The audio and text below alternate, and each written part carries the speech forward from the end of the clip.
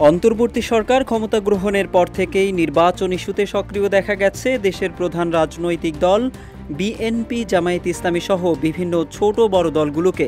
আগামী নির্বাচনকে কেন্দ্র করে জোট গঠনের তোড়জোড় শুরু হয়েছে রাজনীতির মাঠে।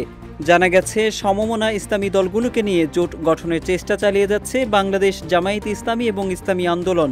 তবে এত সব সত্ত্বেও এখনও প্রকাশ্যে দেখা যায়নি কোনো জোট।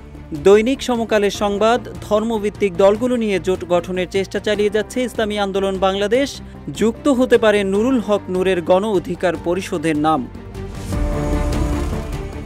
বরিশালের চরমোনাইয়ে ওয়াজ মাহফিলকে ঘিরে আগামী সংসদ নির্বাচনের লক্ষ্যে ধর্মভিত্তিক কয়েকটি রাজনৈতিক দলের জোট গঠনের প্রস্তুতির কথা জানা গেছে। চরমোনাই পীরের দল ইসলামী আন্দোলনের নেতৃত্বে এ জোট গঠন হতে পারে বলে জানিয়েছে দৈনিক সমকাল। পত্রিকাটির প্রতিবেদনের বরাতে জানা গেছে, 29 নভেম্বর বৃহস্পতিবার দিনভর ভিপি নুরুল হক নূর চরমোনাইয়ে ছিলেন।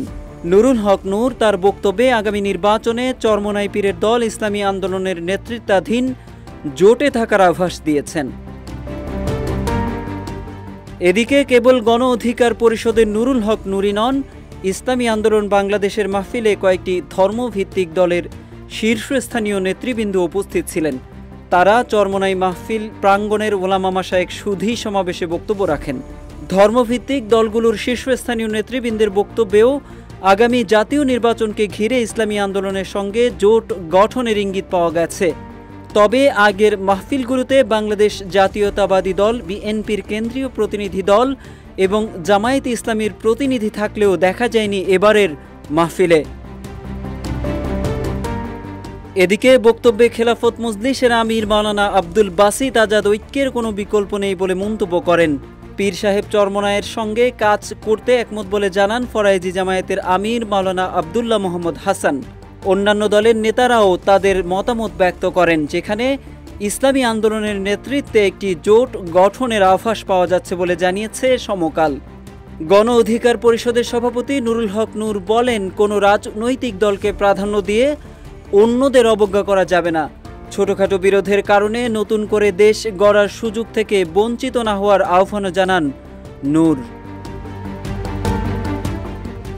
এদিকে নূর সহ অন্য দলের নেতাদের চরমোনাইয়ে উপস্থিত হওয়া নির্বাচনী ঐক্যের আভাস কিনা জানতে চাইলে ইসলামী আন্দোলন বাংলাদেশের মহাসচিব অধ্যক্ষ ইউনুস আহমেদ জানান, সমমনাদের নিয়ে জোট গঠনের কার্যক্রম অনেক আগে থেকেই শুরু করেছেন তারা। 29 নভেম্বর বৃহস্পতিবার কয়েকটি দলের নেতারা চরমোনাইয়ে ওলামা মাশায়েখ সম্মেলনে গিয়ে সংহতির কথা জানিয়েছেন। এর ফলে জোট গঠনের উদ্যোগ আরও এক ধাপ এগিয়ে গেছে বলে মন্তব্য করেন দলটির মহাসচিব। তবে বিএনপি জামায়াতকে মাহফিলে আনুষ্ঠানিকভাবে আমন্ত্রণ জানানো হয়নি উল্লেখ করে ইসলামী আন্দোলনের মহাসচিব জোট গঠনে সবার সঙ্গে আলোচনার আরও সুযোগ রয়েছে বলে উল্লেখ করেন। জানা গেছে, বুধবার ফজরের নামাজের আগে সড়ক পথে চরমোনাইয়ে পৌঁছান গণ অধিকারের সভাপতি নুরুল হক নূর। এই প্রথম তিনি চরমোনাইয়ের মাহফিলে অংশ নেন। ইসলামী আন্দোলনের আমির মুফতি সৈয়দ মোহাম্মদ রেজাউল করিম মঞ্চে টুপি পরিয়ে তাকে বরণ করে নেন। জানা গেছে, আগামী জাতীয় নির্বাচনকে সামনে রেখে দলীয় প্রস্তুতির পাশাপাশি জোটের প্রস্তুতিও নিচ্ছে ইসলামী আন্দোলন।